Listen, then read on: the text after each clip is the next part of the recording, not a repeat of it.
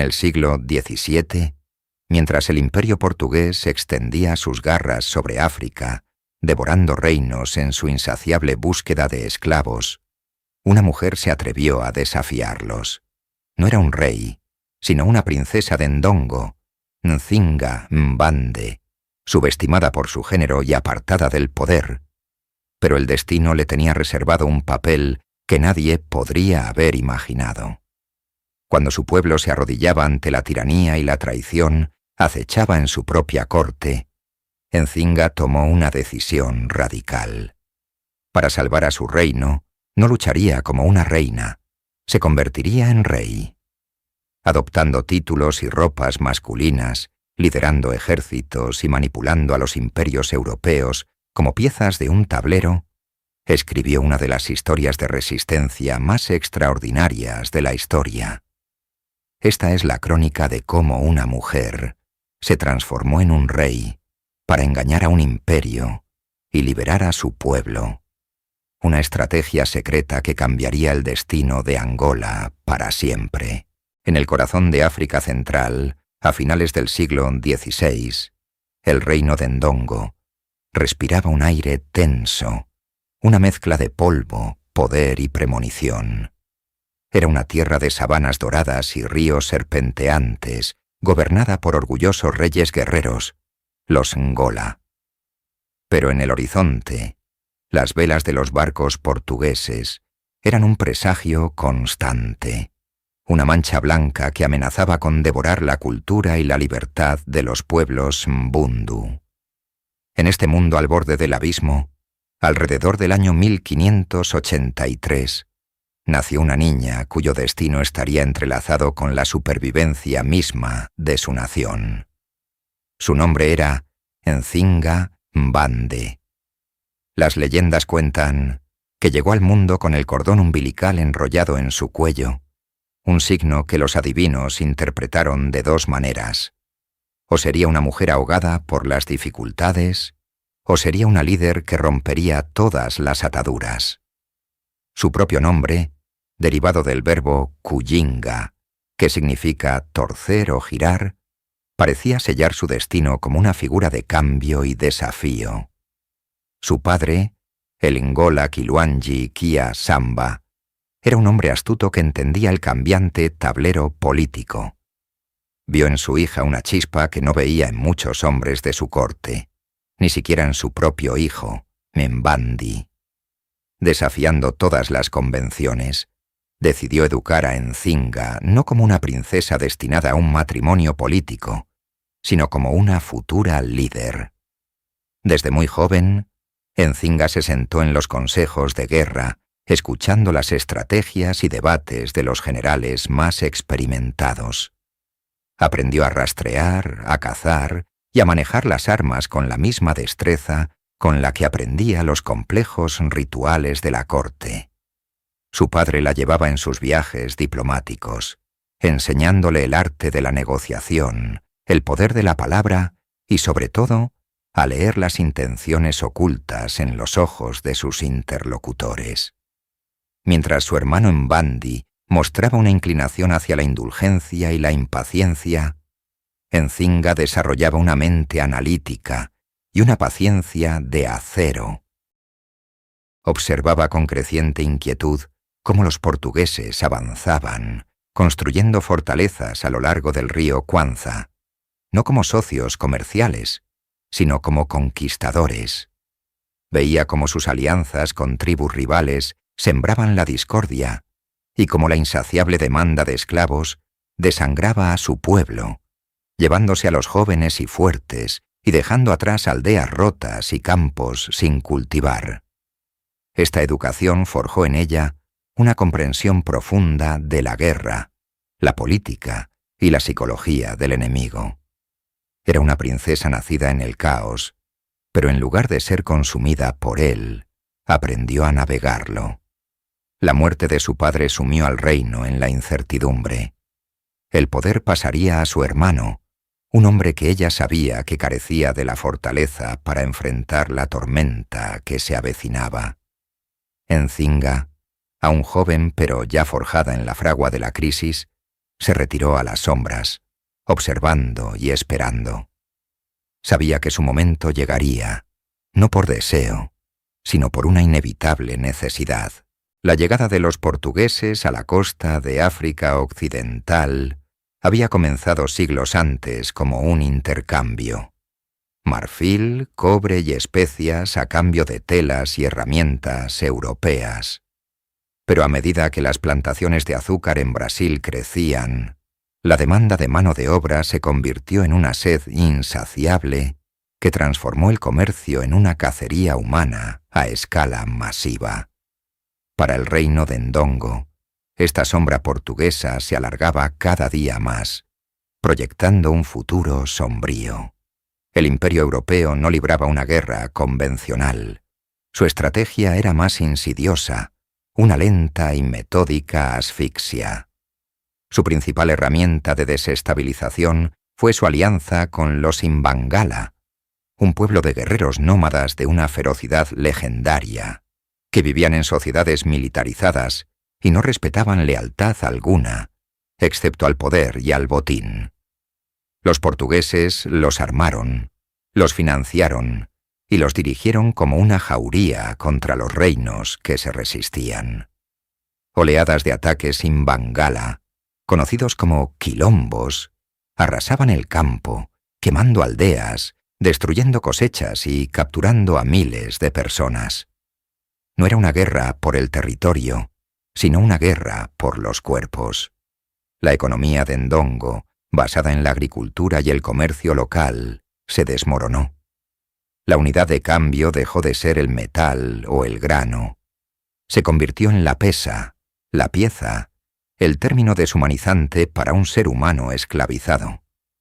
Esta violencia sistémica no solo debilitaba militarmente al Angola, sino que erosionaba la estructura misma de la sociedad en Bundu.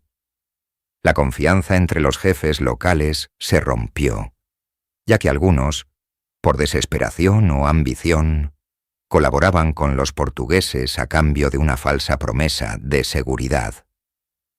Desde su posición en la corte, Nzinga observaba este lento desmembramiento con una mezcla de furia y cálculo frío. Veía los informes de las incursiones, escuchaba los lamentos de los refugiados que llegaban a la capital y sentía la impotencia de un gobierno que respondía con tácticas anticuadas a una amenaza completamente nueva. Los portugueses no solo luchaban con armas de fuego, luchaban con la división, el miedo y la codicia.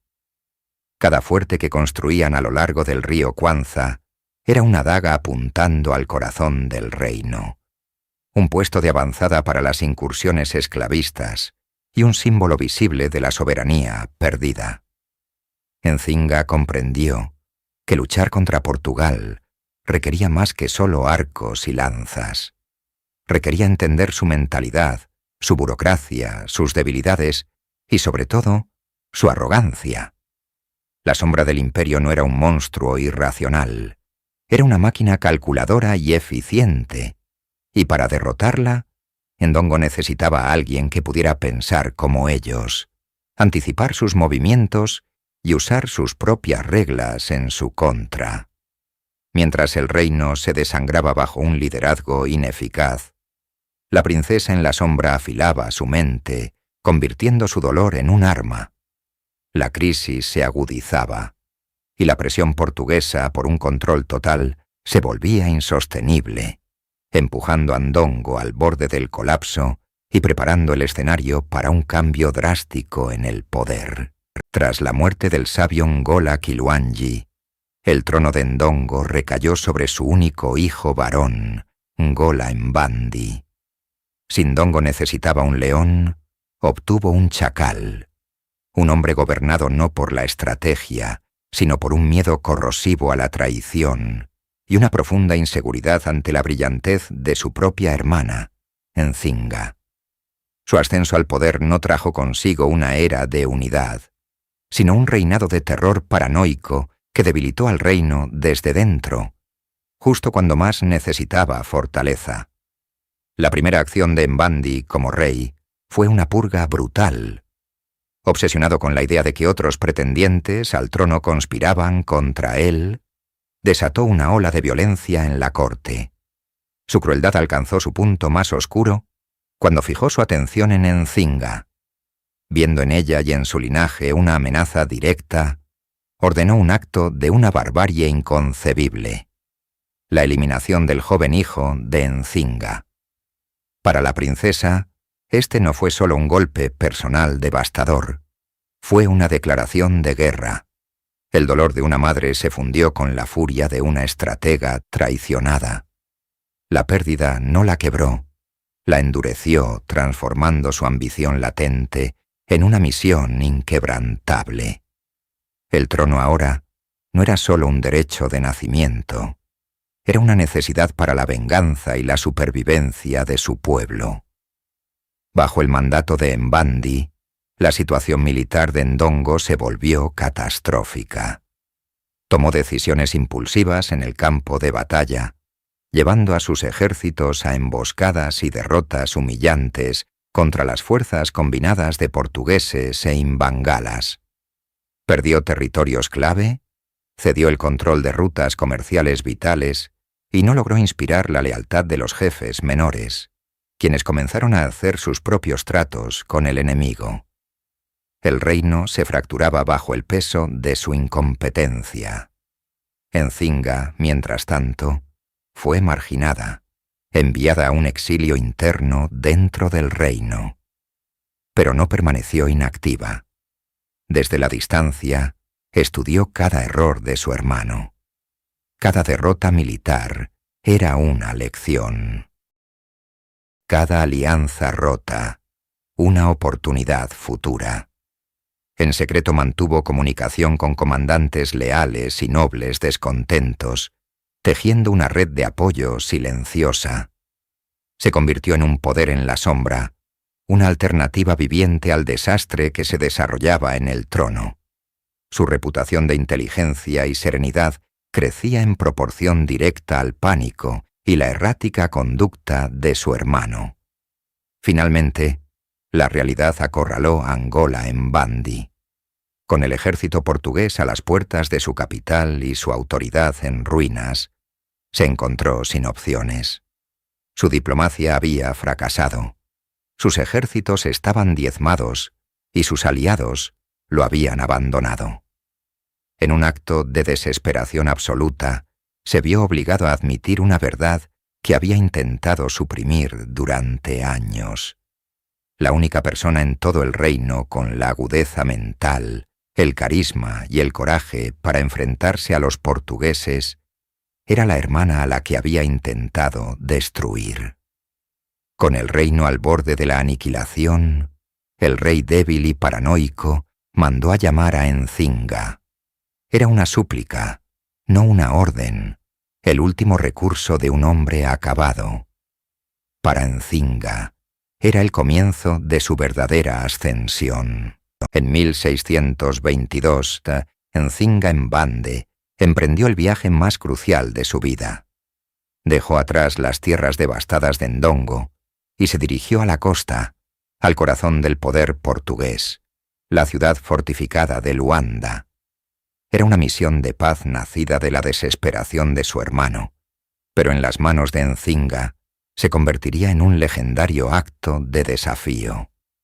Su caravana, aunque proveniente de un reino debilitado, fue diseñada para proyectar una imagen de poder y riqueza inquebrantables. Nzinga no llegó como una suplicante, sino como la digna embajadora de una nación soberana. Al entrar en Luanda, los funcionarios portugueses, acostumbrados a tratar con jefes derrotados, quedaron desconcertados por su majestuoso séquito y su porte real. El gobernador, João Correia de Sousa, un hombre arrogante que personificaba el desdén colonial, la recibió en su palacio. Con la intención de humillarla desde el primer momento, dispuso la sala de audiencias con una sola silla ornamentada para él, esperando que la princesa africana permaneciera de pie o se sentara en el suelo como una inferior. fue su primer y más grave error de cálculo. Nzinga entró en la sala, evaluó la situación en un instante y sin mostrar la más mínima vacilación, hizo una seña a una de sus sirvientas. La mujer se arrodilló en el suelo sobre sus manos y rodillas, formando con su espalda un asiento humano. Nzinga, con la gracia de una reina, se sentó sobre ella, quedando exactamente a la misma altura que el gobernador. El silencio en la sala fue absoluto. Con un solo gesto, sin pronunciar una palabra, había desmantelado la jerarquía de poder que el gobernador intentaba imponer. La batalla psicológica estaba ganada antes de que comenzara la negociación. Durante las conversaciones, Nzinga demostró ser una diplomática formidable. Hablaba portugués con fluidez, un idioma que había aprendido precisamente para este tipo de confrontaciones. Argumentó con una lógica impecable, citando precedentes legales y apelando a los propios términos de los tratados portugueses. Exigió la retirada de las tropas de sus tierras, el fin de las alianzas con los Imbangala y el reconocimiento de la soberanía de Ndongo. Como gesto estratégico, aceptó ser bautizada, adoptando el nombre de Ana de Sousa. Para los portugueses era un acto de sumisión. Para Nzinga era una herramienta política, un escudo que le permitía forjar una alianza formal con Portugal como una igual cristiana, al menos en teoría. Dejó Luanda con un tratado de paz en sus manos. Sabía que la tinta sobre el papel era frágil y que la palabra de los colonizadores no era de fiar, pero había logrado algo mucho más importante. Había mirado al imperio a los ojos y no había parpadeado. Regresó a Ndongo, no solo como la salvadora de su hermano, sino como la líder indiscutible a los ojos de su pueblo.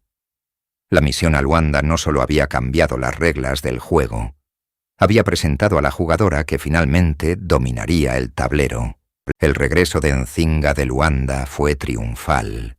El pueblo mbundu la aclamó como una heroína, la mente brillante que había logrado con la diplomacia lo que las lanzas no habían podido. Sin embargo, la paz que trajo consigo era una ilusión fugaz. Fiel a su naturaleza, el gobernador portugués violó el tratado casi tan pronto como se firmó, reanudando las incursiones y la captura de esclavos. La esperanza que Nzinga había encendido comenzó a extinguirse, y la dura realidad de la guerra regresó con más fuerza. En el palacio, Ngola Mbandi observaba el creciente prestigio de su hermana con un veneno que le consumía. Su popularidad era un espejo que reflejaba su propia incompetencia. Atrapado entre un enemigo al que no podía vencer y una hermana a la que no podía controlar, su mente se quebró. Su final, ocurrido poco después, permanece envuelto en el misterio de la historia. Las crónicas portuguesas, siempre hostiles a Nzinga, la acusaron de haberlo envenenado. Las tradiciones orales mbundu sugieren que, abrumado por la vergüenza, se quitó la vida. La verdad es probablemente más compleja. Quizás Nzinga, viendo que su hermano era el último obstáculo no solo para su poder, sino para la supervivencia misma de su pueblo, simplemente permitió que el destino siguiera su curso, o lo aceleró. Su muerte no fue celebrada, pero fue vista como una necesidad sombría, el sacrificio de un rey débil para salvar un reino. Con Mbandi fuera del camino, Nzinga actuó con una velocidad y una determinación asombrosas. Neutralizó a otros posibles aspirantes al trono. Consolidó el apoyo de los jefes militares más importantes y se presentó ante el Consejo de Nobles. Fue proclamada Ngola, gobernante de Ndongo. Sin embargo, Nzinga entendió que en un mundo en guerra, liderado por hombres y definido por la fuerza militar, el título de reina no sería suficiente. Para comandar ejércitos y ser la encarnación de la resistencia, necesitaba trascender las limitaciones que su género le imponía. Su siguiente paso fue radical y genial. Renunció al papel femenino tradicional en la corte y se reinventó a sí misma. Adoptó el título de rey. Se vistió con ropas de hombre, portando públicamente las insignias de un guerrero, el hacha de batalla y el arco. Fue aún más lejos, creando un harén de hombres jóvenes a los que se refería como sus esposas, invirtiendo por completo los roles de género y poder. Este no era un simple capricho, sino una calculada estrategia política y de imagen.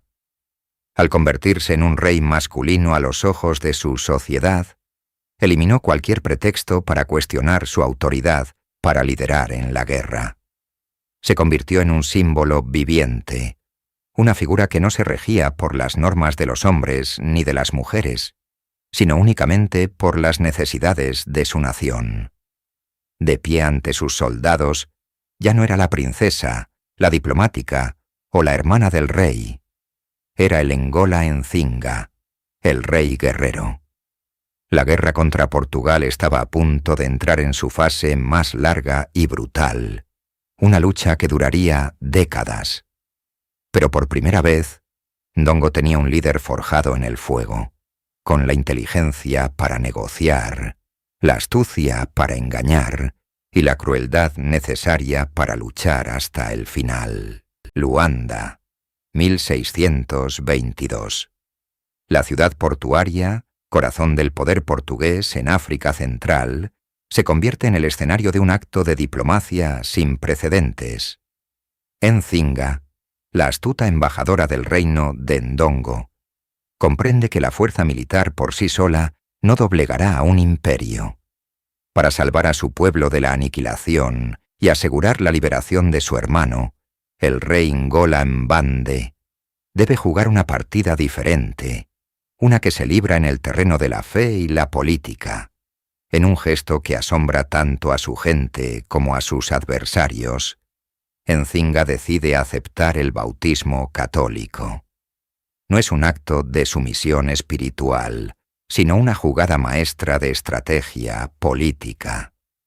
Al arrodillarse ante el altar de la Catedral de Luanda, renace no solo en la fe cristiana, sino como una nueva figura en el tablero geopolítico. Adopta el nombre de Ana de Sousa, un nombre cargado de simbolismo. Ana, por la esposa del gobernador, y de Sousa, en honor al propio gobernador portugués, Juan Correia de Sousa, quien en un acto de aparente reconciliación se convierte en su padrino. Este bautismo sella un tratado de paz. Sobre el papel, es una victoria para Ndongo. Portugal reconoce la soberanía del reino, se compromete a retirar sus tropas de las fortalezas fronterizas y a cesar las incursiones esclavistas. Nzinga, ahora doña Ana de Sousa, es celebrada como una pacificadora. Sin embargo, la tinta del tratado apenas se ha secado cuando las promesas se convierten en polvo. Correia de Sousa no cumple su palabra. Las tropas no se retiran, las redadas continúan, y lo más doloroso, el sobrino de Nzinga, hijo del rey, permanece como rehén. La traición es absoluta y calculada. Nzinga se da cuenta de que su bautismo y su nuevo nombre no son para los portugueses un símbolo de alianza, sino una herramienta para su subyugación. La han utilizado creyendo que una ceremonia religiosa bastaría para neutralizarla. Se equivocan. Nzinga abandona Luanda, pero no como una diplomática derrotada. La mujer que regresa a Ndongo es diferente, su corazón endurecido por la perfidia. Ha aprendido una lección crucial. La palabra de un imperio no vale nada. La paz negociada es una ilusión.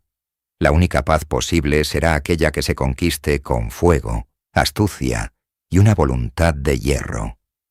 La traición en Luanda no la ha quebrado, la ha forjado.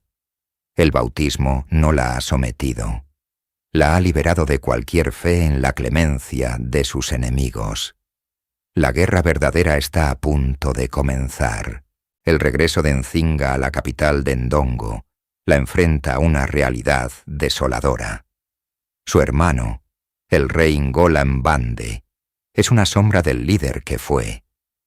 Abrumado por la incesante presión portuguesa y quebrado por las repetidas traiciones, su autoridad se desmorona.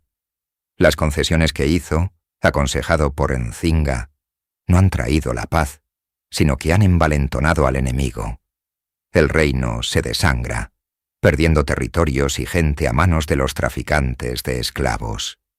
Ngola Mbande, incapaz de ofrecer una resistencia efectiva, se sume en una profunda melancolía. Su liderazgo vacilante crea un peligroso vacío de poder que amenaza con arrastrar al reino al abismo. En 1624, la crisis llega a su punto culminante. El rey Ngola Mbande deja de existir. Las circunstancias de su final quedan envueltas en la niebla de la historia, un secreto susurrado en los pasillos del poder. Algunos hablan de un espíritu que no pudo soportar más el peso de la corona. Otros, de una transición de poder orquestada con fría precisión. Lo que es innegable es el resultado. El trono de Ndongo queda vacante en el momento más crítico de su historia. En medio del caos y la incertidumbre, Nzinga no duda. Mientras otros nobles deliberan y conspiran, ella actúa con una velocidad y una determinación que paralizan a sus rivales. No hay tiempo para los rituales tradicionales de sucesión que podrían durar semanas. El enemigo está a las puertas. Antes de que cualquier facción pueda organizarse en su contra, Nzinga se presenta ante el Consejo de Nobles y el Ejército. No como una hermana de luto, sino como una líder lista para tomar las riendas. Invoca su linaje real, su experiencia como embajadora y su conocimiento del enemigo. Se declara regente en nombre de su joven sobrino, el hijo de Ngola Mbande, que aún es un niño y rehén de los portugueses. En la práctica, todo el poder recae en sus manos. Es una jugada audaz, casi una usurpación a los ojos de los tradicionalistas. Pero en su mirada de acero, los guerreros y los ancianos no ven ambición personal, sino la única esperanza de supervivencia para Ndongo. Ha asegurado el centro del poder, pero está rodeada. Los portugueses ven en la muerte del rey una oportunidad para el golpe de gracia, y dentro de su propia corte, las dagas de la traición ya se afilan en la sombra, listas para derrocar a la mujer que se atrevió a gobernar. Tomar el poder fue un acto de audacia. Conservarlo requeriría una crueldad calculada. Nzinga, ahora regente de Ndongo, se encuentra en un campo de batalla mucho más complejo que el de la guerra abierta. Sus enemigos no solo son los portugueses, sino también los que comparten su sangre y su tierra. La nobleza de Ndongo, acostumbrada a un linaje patriarcal, ve su ascenso con recelo y desdén. Consideran que una mujer no puede liderar en tiempos de guerra, y muchos ven en su joven sobrino, el heredero legítimo, un instrumento perfecto para sus propias ambiciones. El niño, aunque todavía un rehén, se convierte en un símbolo viviente de la oposición a Nzinga. Facciones rivales comienzan a conspirar, prometiendo lealtad al heredero ausente y planeando derrocar a la regente.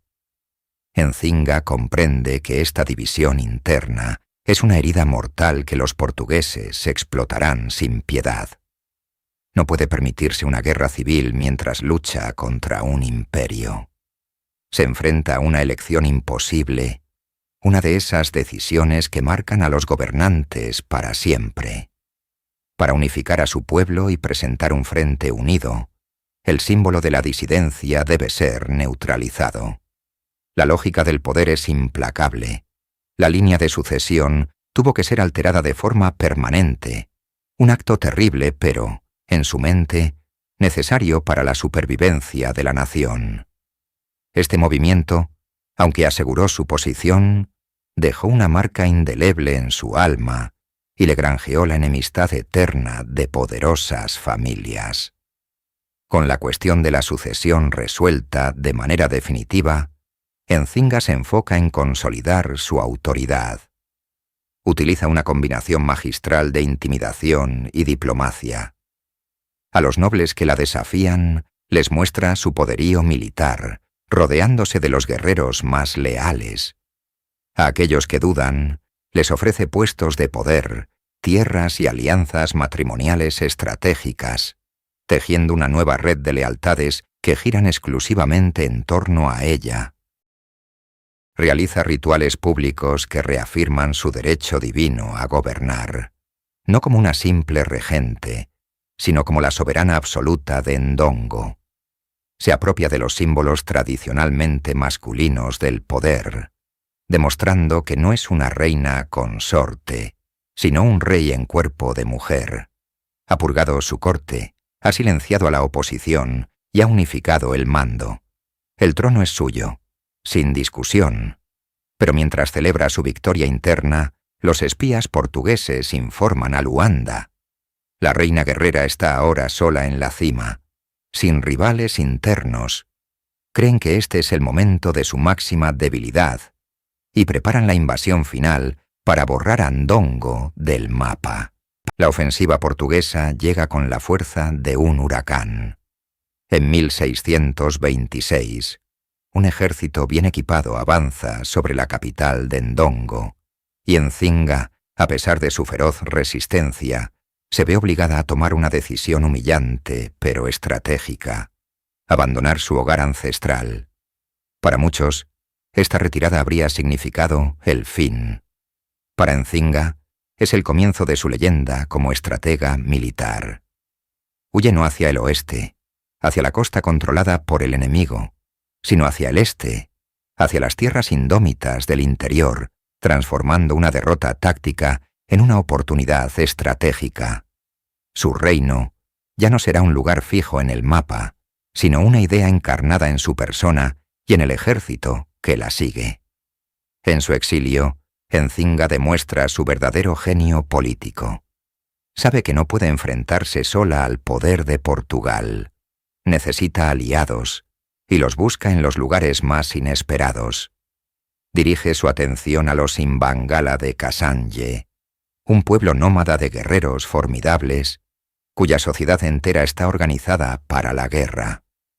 Los Imbangala son mercenarios temidos en toda la región, conocidos por su disciplina férrea, su movilidad y sus tácticas brutales. No luchan por la tierra, sino por el botín y el poder. Aliarse con ellos es un pacto peligroso, una apuesta de todo o nada. Nzinga se acerca a ellos, no como una reina derrotada que busca refugio, sino como una igual, una líder guerrera que les ofrece un propósito mayor: la destrucción de su enemigo común, los portugueses. Para ganarse su lealtad, hace algo impensable. Se sumerge en su cultura, adopta sus costumbres y participa en sus rigurosos ritos marciales. Deja de lado temporalmente las tradiciones de Ndongo para convertirse en una líder imbangala, demostrando una capacidad de adaptación asombrosa. Esta alianza transforma su lucha. El ejército de Nzinga, ahora reforzado por los batallones Imbangala, se convierte en una fuerza de guerrilla letal. Renuncian a las batallas campales y adoptan una estrategia de ataques rápidos, emboscadas y sabotaje. Acosan las líneas de suministro portuguesas, liberan a los cautivos destinados a la esclavitud y atacan las plantaciones que sustentan la economía colonial. Nzinga establece una nueva capital en Matamba, un reino vecino que conquista y somete, creando un nuevo estado guerrero, una base de operaciones desde la cual lanzará una guerra de desgaste que durará más de 30 años. Ya no es solo la reina exiliada de Ndongo, es la comandante suprema de una formidable coalición de resistencia, un fantasma que atormenta los sueños del imperio portugués. Tras años de una agotadora guerra de guerrillas, Nzinga comprende una verdad fundamental del poder en el siglo XVII. Para vencer a un imperio europeo, se necesita la ayuda de otro. Su lucha contra Portugal, aunque heroica, ha llegado a un punto muerto. Sus fuerzas pueden hostigar, pero no expulsar al enemigo de sus fortalezas costeras. Su mente estratégica, siempre varios pasos por delante, se vuelve hacia el norte, hacia las frías aguas del Atlántico, donde una nueva potencia naval desafía la hegemonía ibérica, la República Holandesa. Nzinga observa con atención el creciente conflicto entre portugueses y holandeses por el control de las lucrativas rutas comerciales de África y América. Ve en su rivalidad no una amenaza, sino una oportunidad de oro. El enemigo de su enemigo puede ser su más poderoso aliado. Inicia entonces una de las maniobras diplomáticas más audaces de su vida. A través de canales secretos y mensajeros que arriesgan sus vidas, establece contacto con los comandantes de la Compañía Neerlandesa de las Indias Occidentales. La propuesta de Nzinga es sencilla y brillante, una alianza militar coordinada para aplastar el poder portugués en Angola. Ella atacaría por tierra, distrayendo y diezmando a las guarniciones portuguesas del interior, mientras que la poderosa flota holandesa asaltaría por mar el corazón de su enemigo, la ciudad de Luanda. Las negociaciones son un delicado baile de desconfianza y ambición compartida. Los holandeses, pragmáticos y centrados en el comercio, ven en Nzinga a una aliada local, indispensable para asegurar su propio enclave en la región. Nzinga, por su parte, sabe que no puede confiar ciegamente en los holandeses, pero está dispuesta a correr el riesgo para lograr su objetivo principal. Durante meses, los planes se tejen en secreto. Finalmente, en agosto de 1641, la estrategia se pone en marcha. Una imponente flota holandesa aparece en el horizonte de Luanda, tomando por completa sorpresa a la guarnición portuguesa. Al mismo tiempo, las fuerzas de Nzinga lanzan una ofensiva masiva desde el interior, impidiendo que los refuerzos lleguen a la capital. El ataque combinado es un éxito rotundo. Luanda cae en manos holandesas. Para los portugueses, es un desastre catastrófico, una humillación que resuena en Lisboa. Para Nzinga, es su mayor triunfo hasta la fecha. Ha utilizado la ambición de un imperio para herir a otro. Con los portugueses desmoralizados y a la defensiva, aprovecha el caos para reconquistar vastas extensiones de su antiguo reino de Ndongo. Por un momento, la victoria total parece posible. Ha demostrado ser no solo una reina guerrera, sino una estratega de talla mundial. Sin embargo, mientras celebra, una pregunta inquieta su mente. ¿Cuánto tiempo durará su nueva alianza antes de que sus nuevos amigos se conviertan en sus nuevos amos? El aire en la corte de Ndongo se cortaba con un cuchillo. Los consejeros, los generales y los dignatarios extranjeros esperaban a su reina, pero quien entró en el salón del trono no fue Nzinga Mbande, la mujer que conocían. Quien apareció, con paso firme y mirada de acero, fue el Ingola, el rey. El cambio era total y absoluto. Nzinga había abandonado las vestiduras femeninas de la realeza para adoptar por completo la indumentaria de un hombre, de un guerrero, de un rey. Llevaba pantalones de batalla, un pectoral adornado con símbolos de poder y en su mano sostenía el hacha ceremonial, el emblema de la autoridad masculina en su cultura. Exigió que a partir de ese momento todos se dirigieran a ella no como reina, sino como Rey Nzinga. Esta no era una simple mascarada, era una obra maestra de estrategia política. En la sociedad de Ndongo aunque las mujeres podían ostentar un poder considerable, la máxima autoridad militar y política estaba intrínsecamente ligada a la masculinidad. Para liderar a los feroces guerreros Imbángala y unificar a los clanes disidentes, Nzinga comprendió que debía encarnar el arquetipo de poder que ellos respetaban sin cuestionamientos. Al convertirse en rey, trascendía las limitaciones de género que sus enemigos, tanto internos como portugueses, intentaban usar en su contra. Para los portugueses, esta transformación era un acto incomprensible, una aberración que confirmaba su visión de ella como una salvaje. Sin embargo, no podían negar su efecto. Los informes enviados a Lisboa hablaban con una mezcla de burla y temor sobre el rey femenino que los desafiaba. Pero para el pueblo de Nzinga, el mensaje era claro y poderoso. Su líder estaba dispuesta a sacrificarlo todo, incluso su propia identidad como mujer, para convertirse en el símbolo de unidad y resistencia que necesitaban. No era un hombre, pero se había convertido en la figura del padre de la nación, del protector, del soberano absoluto.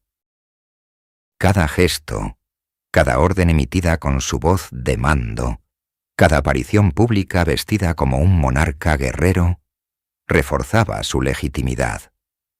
La reina había muerto para que el rey pudiera nacer, un rey forjado en la adversidad, cuya única corona sería la libertad de su pueblo y cuyo único trono sería el corazón de la resistencia. La transformación estaba completa, y el nuevo rey de Ndongo estaba listo para la guerra. Una vez consolidada su identidad como rey Nzinga, procedió a desmantelar y reconstruir las estructuras de poder de una manera aún más radical. Si iba a ser rey, adoptaría todas las prerrogativas de un rey, pero las reinterpretaría a su antojo. La manifestación más audaz y provocadora de esta estrategia fue la creación de su harén. Pero a diferencia de cualquier harén conocido, el de Nzinga estaba compuesto exclusivamente por hombres. Decenas de los jóvenes guerreros más apuestos y fuertes del reino fueron seleccionados para servir al rey. Se les exigía vestir ropas de mujer, adoptar nombres femeninos, y se referían a ellos como las esposas del rey. Esta inversión de roles era una declaración de poder tan profunda como desconcertante. No se trataba simplemente de una indulgencia personal, sino de un calculado acto político. Al feminizar a sus hombres, Nzinga demostraba su dominio absoluto. Ella era el centro del poder, la figura masculina dominante, y todos los demás, sin importar su fuerza física, estaban en una posición subordinada a ella. Este harén masculino cumplía múltiples funciones. En primer lugar, era una herramienta de control. Los hombres de su harén eran a menudo hijos de jefes menores o guerreros prometedores, y su estatus como esposas reales aseguraba la lealtad de sus familias y clanes. En segundo lugar, era un espectáculo de poder que dejaba atónitos a los embajadores y a sus enemigos. Los visitantes europeos, en particular los portugueses, quedaban escandalizados, utilizando la existencia del harén como propaganda para pintarla como una déspota perversa. Sin embargo, lo que ellos veían como depravación, el pueblo de Nzinga lo interpretaba como una prueba irrefutable de la fuerza sin parangón de su soberano. Ella no solo igualaba el poder de los reyes masculinos, sino que lo superaba, subvirtiendo las propias leyes de la naturaleza y la tradición. Dentro de los muros del palacio, estas esposas competían por el favor del rey, creando una red de intrigas y lealtades que Nzinga manejaba con maestría. Mientras el mundo exterior la juzgaba, ella forjaba un núcleo de poder personal inquebrantable, un microcosmos donde las reglas del patriarcado habían sido puestas de cabeza. El harén del rey era mucho más que un capricho. Era el símbolo viviente de una nueva era, una en la que una mujer no solo gobernaba como un hombre, sino que redefinía lo que significaba ser rey. Fuera de la corte y su teatro de poder, la supervivencia de Ndongo se decidía en las selvas, las montañas y las sabanas de Angola. El rey Nzinga sabía que enfrentarse al ejército portugués en una batalla campal era un suicidio. Su enemigo poseía mosquetes, cañones y una disciplina militar europea que sus propias fuerzas no podían igualar en un enfrentamiento directo. Por lo tanto, Nzinga no jugó a su juego, los obligó a jugar al suyo. Se convirtió en una maestra de la guerra de guerrillas, transformando el paisaje en su mayor aliado y en la peor pesadilla de los portugueses. Sus ejércitos no marchaban en formaciones rígidas, se movían como fantasmas a través de la densa vegetación. Conocían cada sendero oculto, cada fuente de agua, cada cueva donde esconderse. La estrategia de Nzinga se basaba en la velocidad, la sorpresa y el desgaste. En lugar de grandes batallas, optaba por una campaña de 1000 cortes. Pequeños grupos de sus guerreros más ágiles, los legendarios quilombolas, emergían de la selva sin previo aviso para atacar las líneas de suministro portuguesas, emboscar a las patrullas y luego desaparecer antes de que el enemigo pudiera organizar una respuesta. La guerra psicológica era fundamental. Nzinga se aseguró de que los soldados portugueses nunca se sintieran seguros. El sonido de un tambor en la lejanía, una flecha solitaria disparada desde la espesura, el repentino silencio de la jungla. Todo se convertía en una forma de tormento. El miedo y la paranoia se convirtieron en armas tan efectivas como las lanzas y las flechas. Además, demostró ser una brillante diplomática de guerra. Forjó y rompió alianzas según la necesidad, uniendo a su causa a los feroces combatientes in Bangala, adoptando y adaptando sus tácticas de guerra total. Creó una extensa red de espías que se infiltraban en los campamentos y ciudades portuguesas, proporcionándole información crucial sobre movimientos de tropas y debilidades. Durante años, esta guerra en la sombra desangró al imperio portugués. Frustrados e incapaces de asestar un golpe decisivo, los gobernadores en Luanda veían cómo sus hombres y recursos se consumían en una guerra que no podían ganar. Nzinga no solo defendía su tierra, estaba reescribiendo el manual de la guerra, demostrando que la inteligencia, el conocimiento del terreno y una voluntad de hierro podían desafiar al poderío de un imperio. Durante casi 2 décadas, la estrategia de Nzinga mantuvo a raya al poder portugués. Sin embargo, la balanza de la guerra es siempre precaria.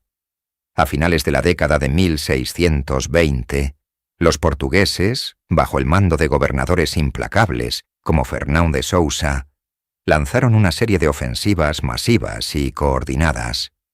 Esta vez, no solo traían más soldados y armas, sino que también habían perfeccionado su propia estrategia: explotar las divisiones internas entre los pueblos africanos. Lograron forjar alianzas con rivales de Nzinga, prometiéndoles poder y riquezas a cambio de su lealtad. La traición, el veneno más letal para cualquier resistencia, comenzó a extenderse. El golpe más devastador llegó con la caída de Kabasa, la capital tradicional de Ndongo. Tras un asedio brutal, las defensas cedieron. La ciudad fue un infierno de fuego y confusión. Nzinga, luchando hasta el último momento, se vio obligada a tomar una decisión desgarradora: retirarse o ser aniquilada. Eligió la supervivencia. Liderando a los restos de su ejército y a miles de sus seguidores, emprendió una larga y penosa marcha hacia el este, un éxodo hacia lo desconocido. Este fue el punto más bajo en su lucha. Despojada de su patria, Con su ejército diezmado y su gente exhausta y hambrienta, muchos la dieron por acabada. Para los portugueses era una victoria definitiva. Habían expulsado a la reina bárbara y ahora podían consolidar su control sobre Ndongo. Pero subestimaron la extraordinaria resiliencia de Nzinga. El exilio no la quebró, la endureció. Se adentró en el vecino reino de Matamba, una región montañosa y más fácil de defender. No llegó como una refugiada suplicante, sino como una conquistadora. En un audaz golpe de genio político y militar, desafió y derrotó a la reina de Matamba, Membande a Matamba, y se proclamó soberana del reino. Desde su nueva base de poder, comenzó el lento y metódico proceso de reconstrucción. Acogió a esclavos fugitivos, a desertores y a todos aquellos que se oponían a los portugueses, transformando Matamba en un nuevo y formidable estado guerrero. El exilio no fue su final, sino el crisol donde se forjó una nueva leyenda. Desde su trono en Matamba, la reina rey observaba, esperaba y planeaba su regreso. Mientras Nzinga consolidaba su nuevo reino en Matamba, al otro lado del mundo, Europa estaba inmersa en un conflicto cataclísmico, la Guerra de los 30 años. Esta lucha de imperios, religiones y dinastías parecía lejana a las selvas de Angola, pero sus ondas de choque pronto llegarían a sus costas, ofreciendo a Nzinga la oportunidad que había estado esperando. El principal enemigo de Portugal en este conflicto global era la emergente potencia naval de los Países Bajos. Los holandeses, buscando debilitar el imperio ibérico y capturar sus lucrativas rutas comerciales, pusieron sus ojos en sus posesiones más valiosas, incluyendo Brasil y Angola, el corazón del comercio de esclavos portugués. En 1641, una flota de la Compañía Holandesa de las Indias Occidentales apareció en el horizonte de Luanda. Para los portugueses fue un desastre. Para Nzinga fue una señal del destino. La ciudad portuaria, el centro neurálgico del poder portugués en la región, cayó en manos holandesas. Nzinga, la estratega consumada, no perdió un instante. Inmediatamente envió emisarios a los nuevos amos de Luanda, proponiendo una alianza militar. El enemigo de su enemigo era su amigo. Los holandeses, que necesitaban aliados locales con conocimiento del terreno y tropas experimentadas, aceptaron de buen grado. De la noche a la mañana, el equilibrio de poder en África Central se invirtió por completo. Nzinga ya no era una líder rebelde aislada. Era la aliada clave de una potencia europea. La alianza fue formidable. Los holandeses proveyeron a las fuerzas de Nzinga con armas de fuego, pólvora y apoyo táctico. A cambio, los guerreros de Nzinga, con su dominio de la guerra de guerrillas, hostigaban a los portugueses en el interior, sitiaban sus fuertes y cortaban sus comunicaciones. Juntos, lanzaron una campaña conjunta que hizo retroceder a los portugueses como nunca antes. Durante 7 años gloriosos, la alianza ndongo-holandesa dominó la región. Nzinga estaba en la cúspide de su poder, a punto de lograr su sueño de expulsar a los portugueses para siempre y reclamar su reino ancestral de Ndongo. Su lucha local se había entrelazado con la política global, y ella, una reina africana exiliada, se había convertido en una pieza indispensable en el gran tablero de ajedrez de la guerra mundial. La victoria parecía al alcance de la mano, pero Nzinga, con su astucia forjada en décadas de traiciones, sabía que las alianzas con potencias extranjeras eran tan poderosas como frágiles. Tras décadas de guerra abierta, el enemigo más peligroso para Nzinga ya no se encontraba únicamente en el campo de batalla. Se había deslizado silenciosamente dentro de las murallas de su capital, Matamba, adoptando la forma de la traición. Los portugueses, frustrados por su incapacidad para someterla por la fuerza, recurrieron a una táctica más antigua y corrosiva: el soborno y la subversión. Sembraron semillas de discordia entre los jefes menores, los sobas, prometiendo poder y riquezas a quienes estuvieran dispuestos a volverse contra su reina. El aire en la corte se enrareció, cargado de sospecha. Cada sombra parecía ocultar un espía. Cada susurro podía ser el preludio de una conspiración.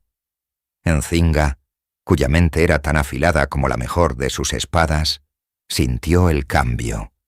Su red de informantes, los ágiles y leales quilambas, trabajaba sin descanso, trayéndole fragmentos de conversaciones, informes sobre reuniones secretas y nombres de nobles que recibían extraños regalos de los enclaves portugueses. La serpiente en su palacio tenía un nombre: Casanje. Un poderoso señor de la guerra que una vez fue su aliado, ahora resentido por el poder absoluto de Encinga y seducido por las promesas de Lisboa. Él comenzó a movilizar a otros sobas descontentos, argumentando que una mujer no debía gobernar como un rey, y que la paz con los portugueses, incluso una paz de sumisión, era preferible a la guerra perpetua. La conspiración creció como una enfermedad silenciosa, amenazando con fracturar la alianza de pueblos que Encinga había forjado con sangre y diplomacia. Para ella, esta traición era más dolorosa que cualquier herida de batalla. Era una afrenta a la lealtad que ella exigía y ofrecía. Sabía que la indecisión sería fatal. Un reino dividido no podía enfrentarse a un imperio. Debía actuar con la rapidez y la contundencia de un rayo, no solo para eliminar la amenaza, sino para enviar un mensaje inequívoco a todos los que dudaran de su autoridad. La confrontación era inevitable. Encinga convocó a una gran asamblea de todos sus jefes, incluido el propio Casanje. El ambiente en la gran sala del consejo era eléctrico. Los leales la observaban con devoción, los traidores con un miedo mal disimulado.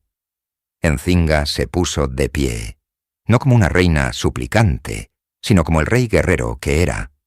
Sus ojos recorrieron lentamente a cada hombre presente, deteniéndose finalmente en Casanje.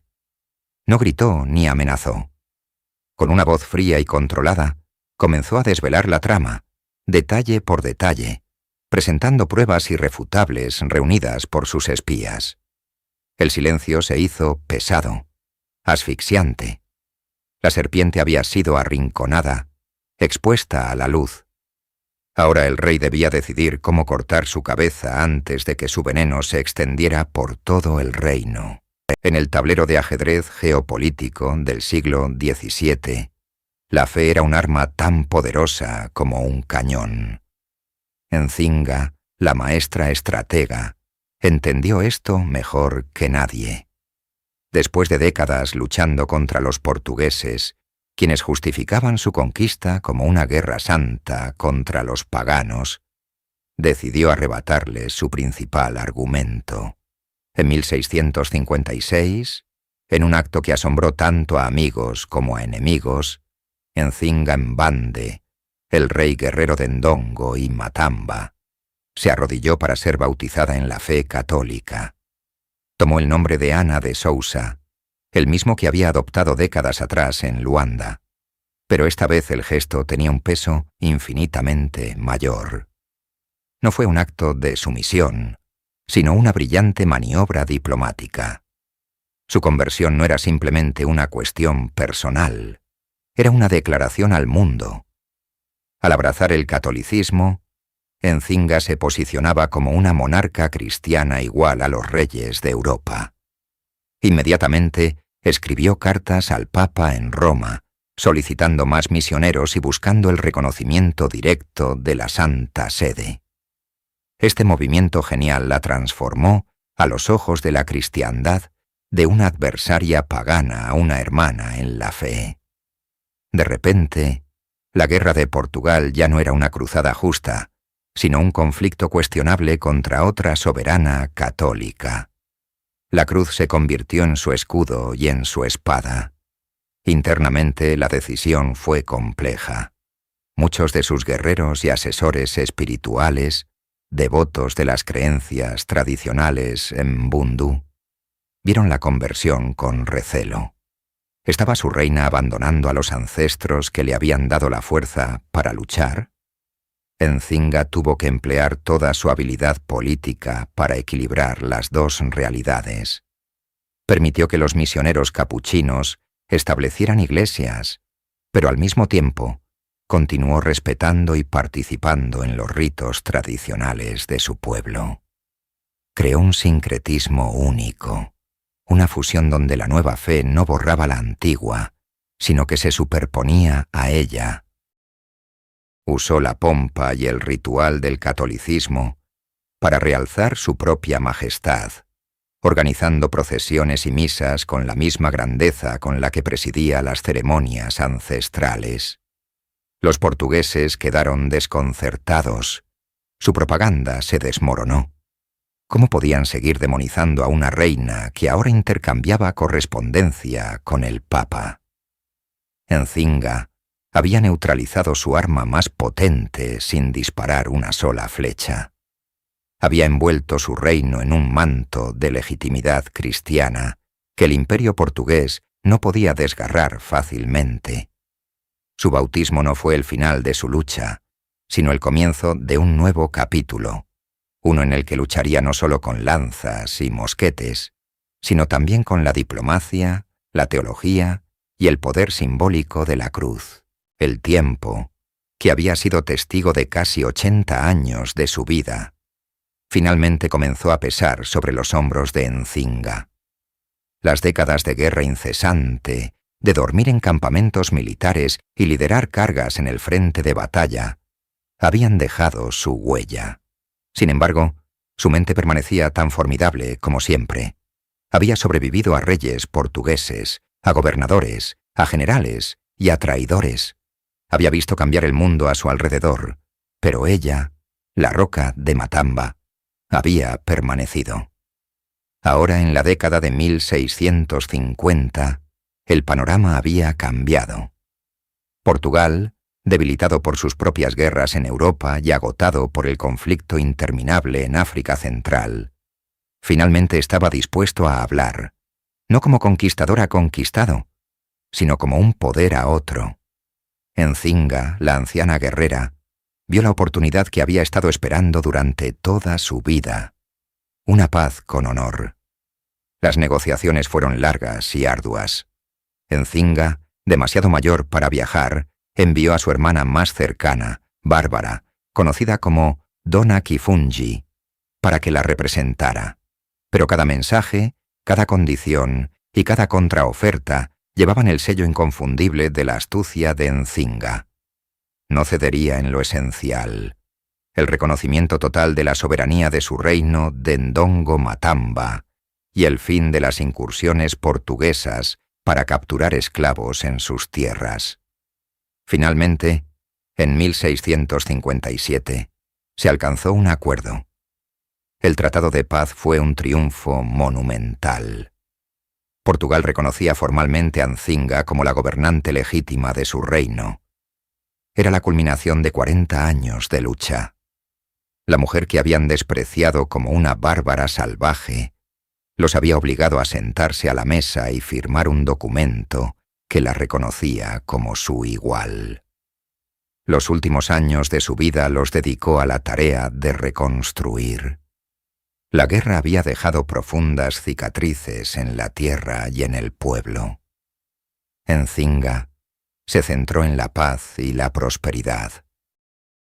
Fomentó la agricultura, reabrió las rutas comerciales y trabajó para integrar a los antiguos enemigos en su sociedad.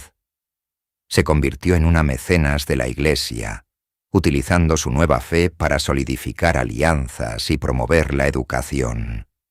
Se la podía ver, ya una figura venerable de más de 70 años, supervisando la construcción de nuevas aldeas o presidiendo el consejo, su voz todavía firme y sus juicios todavía sabios. Había demostrado que podía ser tan hábil en la paz como lo había sido en la guerra. El rugido del león de guerra se había suavizado hasta convertirse en el murmullo sabio de la matriarca de la nación. Había ganado su última batalla, no con la espada, sino con la pluma, asegurando un futuro para su pueblo que se extendería mucho más allá de su propia vida. En diciembre de 1663, el corazón que había desafiado a un imperio durante más de 80 años, finalmente dejó de latir. Nzinga Mbande, el rey Ana I de Ndongo y Matamba, falleció pacíficamente, rodeada de sus sacerdotes y su corte. La noticia se extendió como un viento lento y pesado por todo el reino. El pilar de la nación había caído. Para su pueblo, ella no era solo una reina. Había sido una figura que trascendía la definición misma de liderazgo. Había sido la encarnación de la resistencia, la madre protectora y el padre guerrero, todo en uno. Su funeral fue un evento de una magnitud sin precedentes, una mezcla de ritos católicos y ceremonias tradicionales y mbundu que reflejaba la dualidad de su reinado. Fue enterrada con los honores de un gran Ngola, un rey, con su arco y sus flechas, símbolos de su poder marcial. Su legado fue tan complejo y revolucionario como su vida. El aspecto más radical fue su deliberada manipulación de las normas de género. En una sociedad donde el poder militar y político estaba reservado a los hombres, Nzinga no se limitó a gobernar como una mujer poderosa. Se convirtió simbólicamente en un hombre. Insistió en ser llamada rey. Vestía ropas masculinas en ceremonias de estado y en la batalla. Y mantenía un harén de jóvenes hombres, conocidos como chivados, que se vestían como mujeres y servían como sus esposas. Esto no era una mera excentricidad. Era una estrategia de poder calculada. Al adoptar los atributos de la realeza masculina, reclamaba una autoridad que de otro modo se le habría negado. Se convirtió en el padre de su nación, una figura de poder patriarcal indiscutible, neutralizando cualquier desafío a su gobierno basado en su género. Este acto de autotransformación fue fundamental para mantener el control sobre sus feroces guerreros in Bangala y los nobles patriarcales de su corte. Antes de su partida, Nzinga había asegurado meticulosamente la continuidad de su linaje. Habiendo sobrevivido a su propio hijo, nombró a su hermana, Bárbara, como su sucesora. Al hacerlo, estableció una poderosa línea de gobierno femenino que continuaría gobernando Matamba durante casi un siglo. No solo había salvado a su reino, sino que había redefinido las posibilidades del poder femenino en África Central. Nzinga no dejó simplemente un reino, dejó una idea, la idea de que el liderazgo no está definido por el género, sino por la voluntad, la inteligencia y el coraje. Su cuerpo fue sepultado, pero su espíritu de rey, encarnado en el cuerpo de una reina, se convirtió en una leyenda inmortal. La historia, a menudo escrita por los vencedores, intentó durante siglos silenciar la verdadera magnitud de Nzinga. En los textos coloniales portugueses, fue retratada como una salvaje sedienta de poder, una déspota excéntrica. Pero las leyendas no se borran tan fácilmente. Su historia sobrevivió en la tradición oral, transmitida de generación en generación como un cuento de resistencia imposible, un faro de esperanza en los largos siglos de opresión colonial. Fue en el siglo XX, durante la feroz lucha de Angola por su independencia de Portugal, cuando Nzinga fue resucitada. Los líderes del movimiento de liberación la redescubrieron y la elevaron de figura histórica a ícono nacional.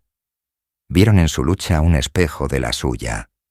Su desafío a un imperio global, su habilidad para unir a diferentes pueblos contra un enemigo común y su inquebrantable negativa a someterse, se convirtieron en la narrativa fundacional de la nueva nación. Nzinga se transformó en la madre de Angola. Hoy, su presencia es imborrable en la Angola moderna. En el corazón de Luanda, en la plaza de Kinaxixi, se alza una imponente estatua de bronce.